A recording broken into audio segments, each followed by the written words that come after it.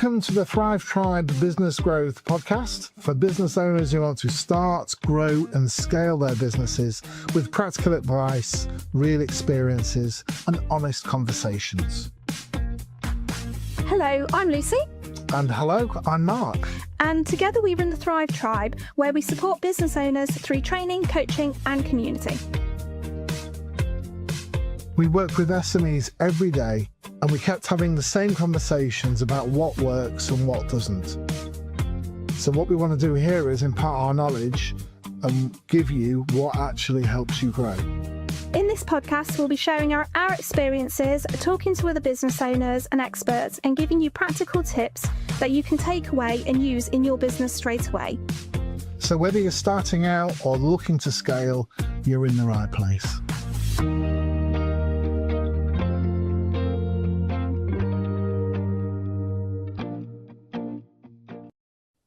So in this first episode, we wanted to share with you what we've seen, what works in business, and just what really helps businesses grow. There's a lot of common themes running through what we do and the people that we help, and that's what we wanted to do, is just to spend the time sharing with you. Obviously, over the coming weeks as the podcast develops, special guests coming in to impart their knowledge as well, and obviously all for the greater good of making businesses succeed.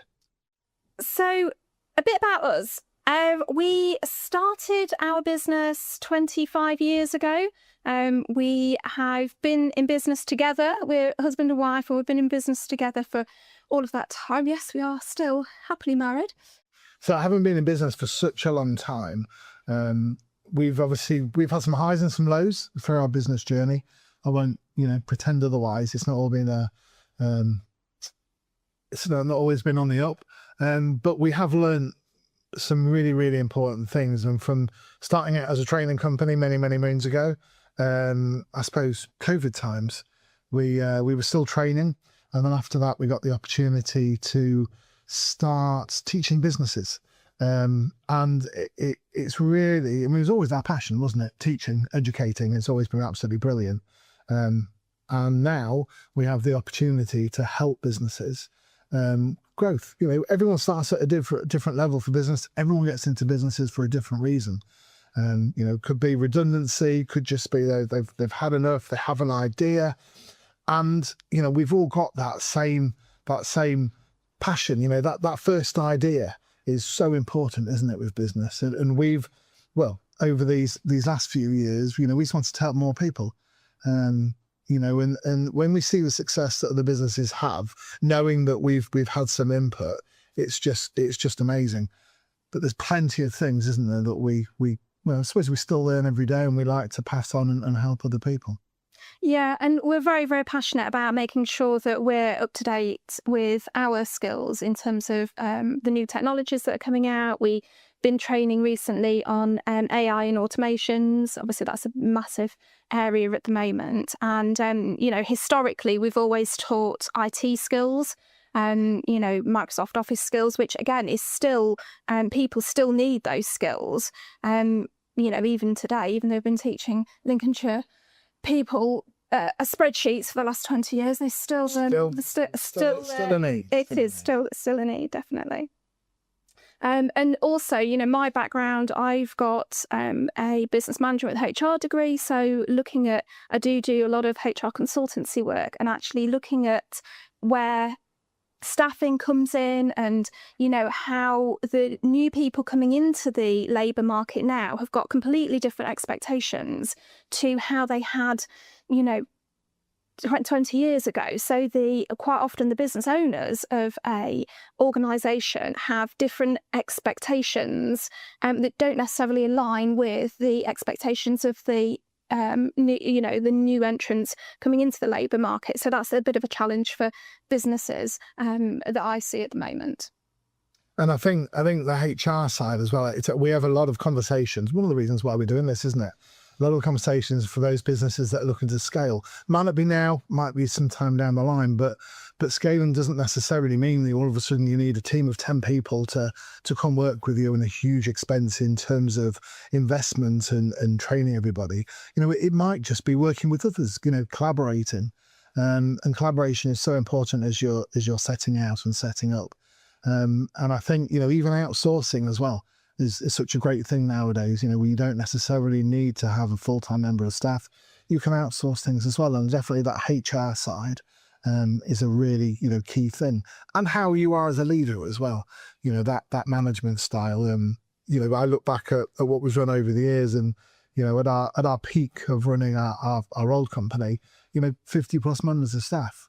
And we learned, by doing, didn't we? At the time there wasn't business coaches and things. It was just me, you, my father, and a very small management team, and HR nowadays, well, times have changed, haven't they? In terms of, for good reason, for what you can say, what you can't say, but IT as well, and the problems that people, have with IT that might lead them, to having HR issues. And I know you're obviously very passionate about making sure companies do it right first time, because that is so important. You don't want to be a bad employer.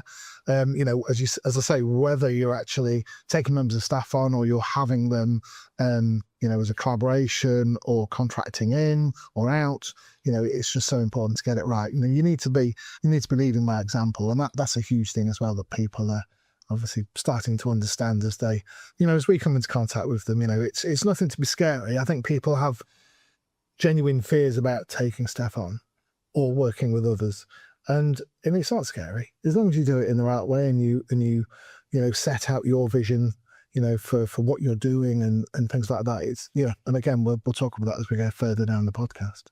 And I think that's the thing. You're very, very good at having staff and being inspiring and being that leader for people. And I think one thing that you're particularly good at with running companies is the fact that you give autonomy to the staff straight away. We bring staff in and automatically we trust them to do what we've employed them to do. And actually having that faith in them and having that, letting them be able to make those decisions and delegate that work for them. I think, it was something that I struggled with when we first started employing people, is to actually let go of those things. And then I realised that actually I was the bottleneck and things weren't getting past me because I was gatekeeping too much. Whereas you're very much, inspire people to just do their best and let them go and do their best. And actually, I think that's the sign of a good leader, is surrounding yourself with people that know more than you and then trusting them to know that and be able to do that themselves. That is a huge thing. We've helped many businesses, and one of the, I don't know if you remember, the modern theme of when they've come out of industry or out of a job is the fact that they were micromanaged within an inch of their life. So they were given a task to do, and then the manager was there micromanaging them all the time. And it's kind of like, you've got to have faith. You need to surround yourself with people who can do a better job than what you can. Managers, business owners will never know everything about everyone and everything. And I think that's the important thing, isn't it? We're not, we will never know everything. So it's bring people in who, have a really good skill set and, in all honesty, are better than you at certain things. And when they're in, it's letting them be creative and letting them make decisions. As long as they know the boundaries of what they can do, then I think that's really important, that we don't micromanage people as managers. And, you brought them in for a reason, let them go. Yes, it won't work 110% of the time. It might be 99% where something goes wrong. That's fine. That's a learning experience, isn't it? And I think that's a really, really important thing to do. When something doesn't go right, then learn from the experience and make sure it doesn't happen again by tweaking and whatever else. I think it's really, really easy to be a leader. But I know others obviously struggle. And when you hear the stories from other companies about other people who have come out of the company and you realise they were micromanaged pretty much out the door, what you're doing now, checking with me at 9 o'clock, checking with me at 11 o'clock. It's not a way to run a business. You don't have time. No. And I think that's the thing. I think a lot of people set up a business because they are really good at what they do. but actually all of the other stuff that goes along with the business, with running a business, like your finance, your HR, your marketing. Marketing is a huge thing for new businesses. And the other reason, and those sorts of things are really tricky to learn. And, you have to learn them as a small business that then can't afford to bring new people in just yet, which, we completely get. It's actually learning those skills yourself and being able to ask the right questions to your subcontractors when you can afford to bring them in, because it does take a while to build that and be able to afford that. We completely get that. And actually being able to bring those people in. And it's a huge learning curve for people that are starting out business. Like I say, they're good at what they do. They're, if they're, making something, or if they're writing books, or, dealing with marketing, it's whatever they're doing, they're really, really good at that, but not necessarily all the other stuff that goes along with running a business. And when people have come out of corporate into that environment, it's really kind of eye-opening for them that actually now they don't have an IT department, they don't have a marketing department, and they have to do everything and actually learn to do everything. So I think, my kind of top tip would be to make sure that you're speaking to other business owners and other businesses. There's loads and loads of networking going on in the country, and there's loads of places where you can go and meet other business owners and ask them questions there, and be really generous with your knowledge and skills as well, so you can all learn from each other. And that's really what we're kind of trying to build here at the Thrive Club, isn't it? We have businesses collectively together so that we can learn from each other and build and grow with each other, because it takes time, and it takes a village to kind of do that. And actually, being able to have that with each other is really important. Yeah, no, I totally agree. In terms of community and just asking for help, I think as business owners, we always like to see it as a sign of weakness, or people do anyway, when they have to ask for some kind of help. And it's kind of like, like I said before, you don't know everything. When you build up those friendships with people who are, and I think this is the important thing to me, is people on the same journey as you. And I think, when you're at work and you're employed, then you're very much, your friends at work are there because they're all doing the same thing. And then it should be the same when you're self-employed, running your own business, limited company, whatever structure it takes. It should be exactly the same. So it should be a matter of, speaking to those people that are on the same journey with you, and networking, I think, especially in England, is just so important.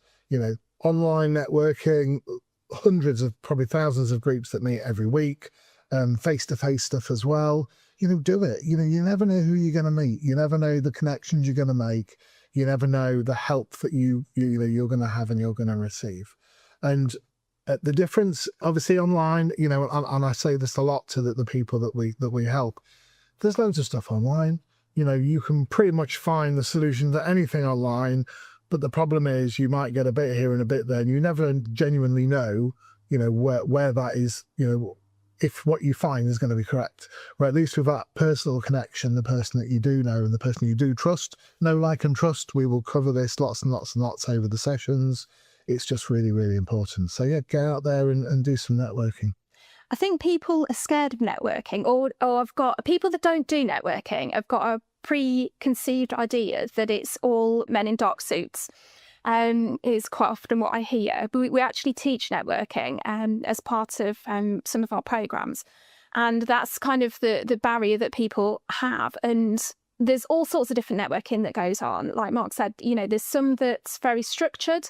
There's some that's early in the morning, 7 a.m. breakfast clubs or B&I groups. Some that have lockouts.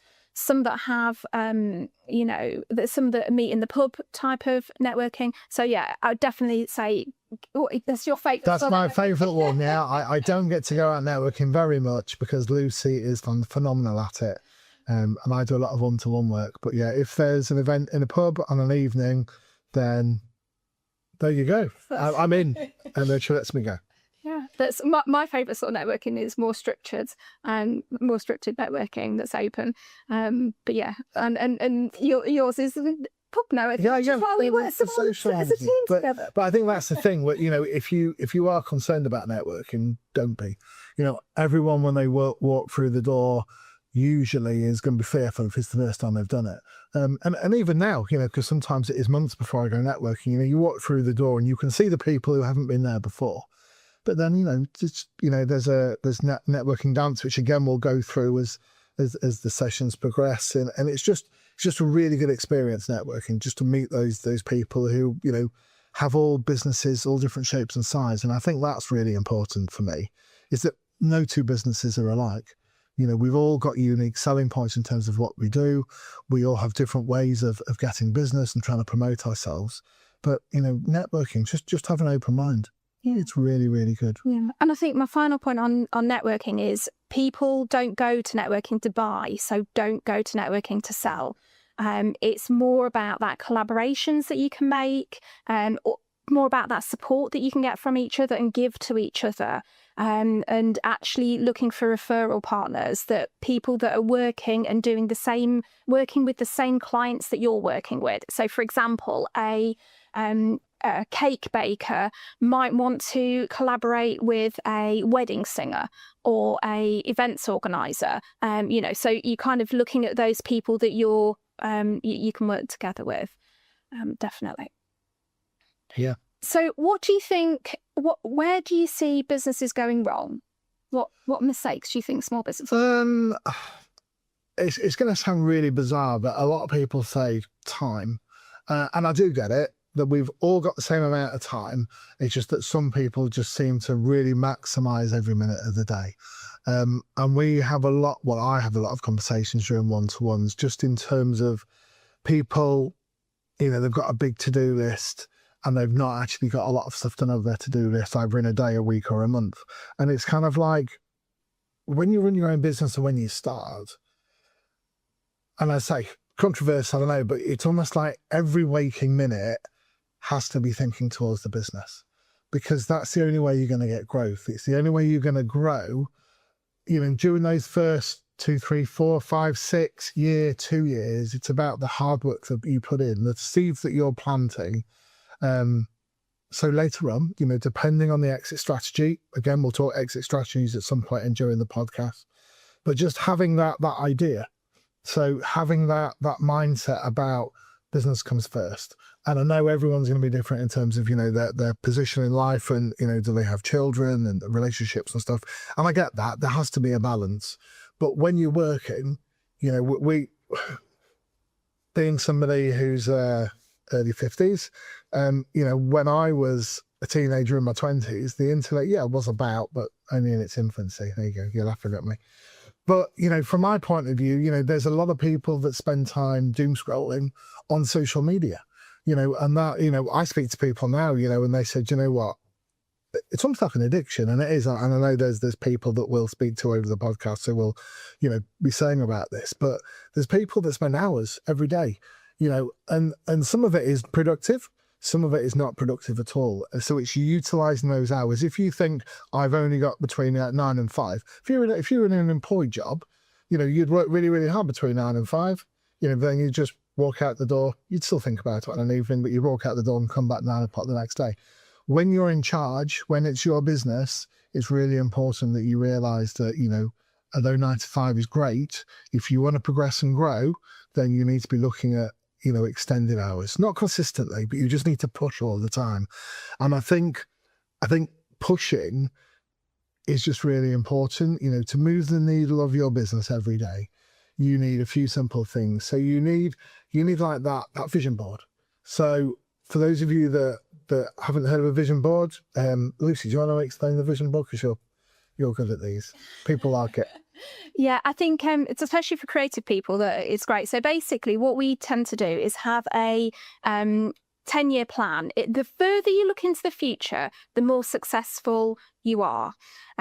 Because what you realise is you can actually see how little time that you have. So we tend to advocate for kind of planning, looking really, really far into the future. Where do you want to be in 25 years' time? And then working your way back. So looking at where you want to be in the next 10 years, where you want to be in the next 5 years, and then how from that plan, looking at an annual plan as to, right, if I want to be here in 5 years' time, what do I need to do now to make sure I achieve that? And that's really where the vision board comes in. We kind of try and do our vision boards every year. So we have kind of a plan, and we put things on it like what income we want to earn, what materialistic things that we want to have, cars or houses or whatever. Also what we want to be spending our time with, what we want our relationships to look like, what we want to be known for, what our health, we usually have something on health there as well. And actually having that and being able to see it every day. And I think the round the world trip that we had last year was a key example of that. But I'm a very firm believer in what you put out to the universe is what you kind of attract back in.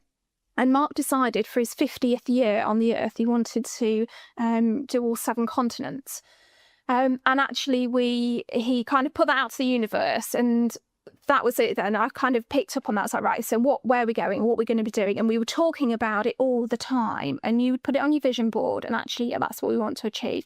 And in the summer, we took the children literally around the world. I was so excited that we actually, did China, Japan, New Zealand, Brazil, and back again. And we also did other trips throughout the year as well to different countries. And it's just, if you hadn't have had that on your vision board and you hadn't put that out there, and it wouldn't have happened, because from that we then got, Erin Newbury. She helped us kind of plan that, didn't she, that around the world trip. And, she was like, yeah, I can help you with that. And actually talking about things that you want to achieve is really, really useful and important, because it makes other people then realise, okay, this is how I can help that person, and this is what they want to achieve. And the more that you put out into the universe like that, the better, because other people then pick that up and know what you're trying to do and trying to achieve. And that's kind of what we do within our tribe, isn't it? The fact that, we try and make sure that everybody gets to know each other really well so that they can help each other. And if there is opportunities that they hear about for somebody else, that then they can kind of put those two together, a bit like, funding opportunities and things like that. That verbalization of your goals, as well as obviously having the vision board, is really important, because you can have a goal in your head and it'll just stay there. And you might think about it every now and then, but if you start verbalizing what you want to achieve and how you're going to achieve it, you'll be surprised how many people will cheer you along the way. And it just keeps that drive and determination going. And I think in business, we're lucky enough to work for ourselves, and I think this is the almost like the opposite, but in terms of working really, really hard, which we do and we continue to do, most people like the fact of being able to be flexible. So when we went away last year for a month, our business kept going. And I won't pretend it was a month where we didn't do any work. We did do some work on the way around. Yeah, probably most days we had a conversation. One of the wonderful things about being married together and running a business is the fact that Lucy will usually jump. Wrong word to use. Lucy will usually start chatting to me first thing in the morning. So Lucy's brain goes into overtime at night. She sleeps, she wakes up, and she just pours out all of her thoughts that she's had. I pretty much am a bit later on in the day. My peak time's probably about 10 o'clock, but that's just how it works. So when we're away, we're still having business conversations. We were still making some lists. We were still planning as well as enjoying ourselves. And I think that verbalization, because we verbalized it lots with people. So our friends, our family, our peers, the people that we knew in business, we put out there what we were going to do and how we were going to do it. And if you keep it as a secret, then, it may never happen. But if you verbalize it, it spurs you on. And the decisions that you make for your business will usually align with that. And I think not sure if people have heard this, but something like the North Star, So the North Star is a really, really big goal that you want to achieve in life and in business. And what I always say is once we've helped people think about what their North Star is going to be, I always say that you need to every single day just do one thing that's making you head towards your North Star. And that might be something as daft as reading an article online, watching a podcast. It could be something so small, reading a book, speaking to somebody about something. It doesn't, you don't spend hours on it every day, but just that little by little. If you did 10 minutes a day, 6 days a week, give you some day for good behaviour, that's an hour a week. You do that over a year, that's 1.5, 1.25 working weeks that you put towards your North Star. And again, having that North Star, print it out and put it somewhere, and it's kind of weird because the vision board and the North Star, I say to people, have it displayed in your house. Don't hide it away. If you've got the North Star and the vision board, put it in the bathroom. If you've got a bathroom downstairs, put it in the bathroom. Someone guests come to the bathroom, they can see that. They're always going to ask, what's that about? And then that opens up the conversation. A lot of the stuff that we do is about inspiring others. And that is so important to me. It's a real big thing that I want to inspire others to reach their highest potential, which is the tagline for the Thrive Track. So important to me because we get one shot at life. And it's just so important that we make the best of now, and things do go wrong in life. I'd love to say it was always going to be an upwards trajectory, but as long as you learn from things, like I said before and earlier on, if you learn from things and mistakes that are made, and just make sure they don't happen again, make a couple of tweaks and try again. But yeah, it's just so important. We do get one shot at life. We never know, when time's up. Bit morbid, but I want to just do as much as I can. I want to help as many people as I can do. And it's just so important for me and you to do that, isn't it? We've made some wonderful friends, wonderful associates. And I think now with the podcast, especially, we just want to help more people.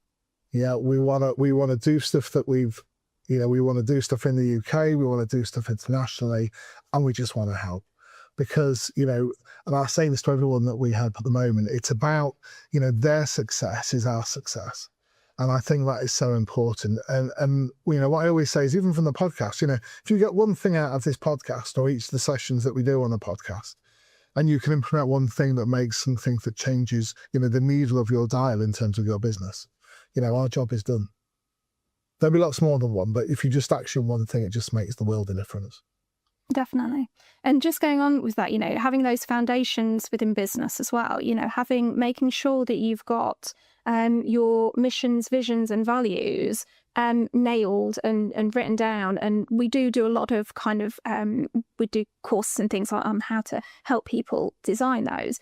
But it then helps everything. It helps you make your decisions. It helps when you've got staff involved as well. It helps them make the same decisions that you would in terms of your values. And, our values are very much around educating, supporting people, and growing with other people, and also being flexible and adaptable to, our clients. We work weekends and evenings and things like that. We do take time off. I know it sounds like we work all the time, and we're not advocating that at all. We have designed our lives around us and our children. We have 4 children.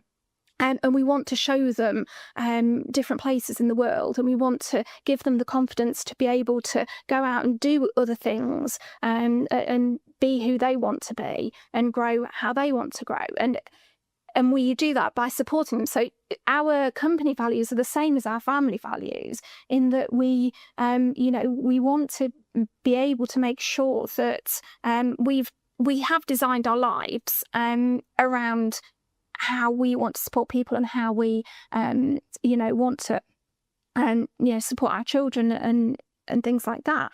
But actually being able to work weekends and evenings, it is absolutely fine for us. We don't mind that, because we do take every 6 weeks off, every half term we're out the country usually, because we're wanting to then spend time with the children. So it's you don't have to design your working life on a 9-to-5 job like you would in corporate world. A lot of people start businesses because they have families and because they want to have that flexibility and to be able to go and pick them up and go and look at, go and see the nativity play and sporting events and things like that, and actually be there with the children and spend that time with them. And that's what we've done. We have designed our lives around that. And, yes, we do, like I said, we do work weekends and evenings sometimes, but because we know that busy business people want to have that flexibility from us, which is what we give, and that's kind of who our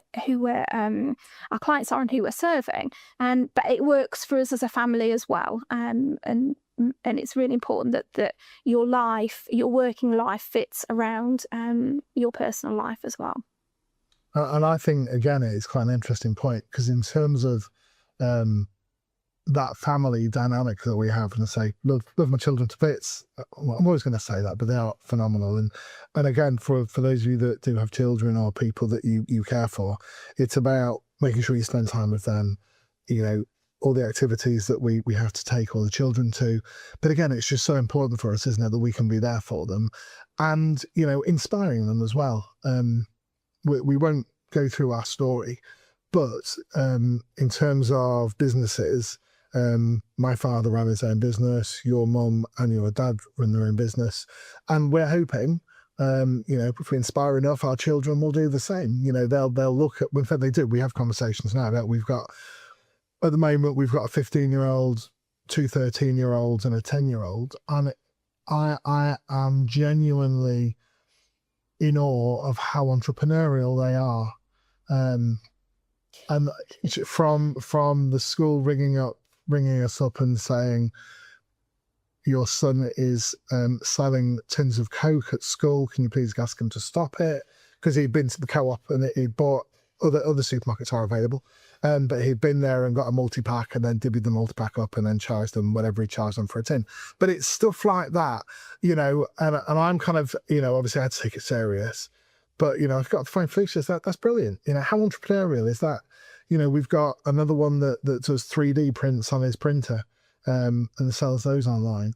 We've got, even the littlest one is thinking about, when he doesn't use something anymore, how can I get the money back rather than, just leave it. And my daughter as well, makes bracelets that she sells. And it's that kind of thing that we want. If you get it right, if you can inspire, which is obviously the whole idea of what we're trying to do here, then, the kids are going to be all right. It's a different world than when I left school X amount of years ago. There's so many new things. We were talking about earlier on, AI is a big fear for a lot of industries. But we look at it the other way. We look at, well, how can we use it to better what we have at the moment, what we're doing? How can we harness the power of AI, for the better? And our children as well, we want them to do the same way. We don't need to be scared of technology. They've been brought up with far more technology than what we have. But it's how do they use it, for what they need to going forward in terms of work. And I'm sure we'll bring the kids up lots as we go forward. I think we've kind of covered off everything that we wanted to today, haven't we? Yeah.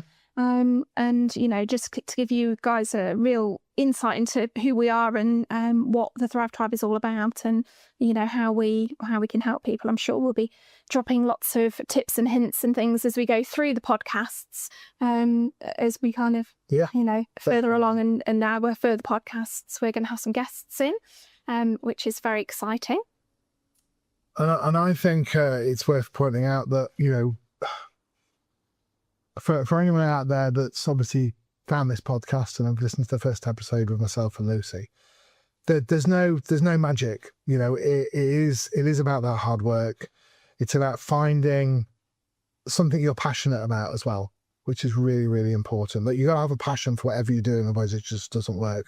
And do your best.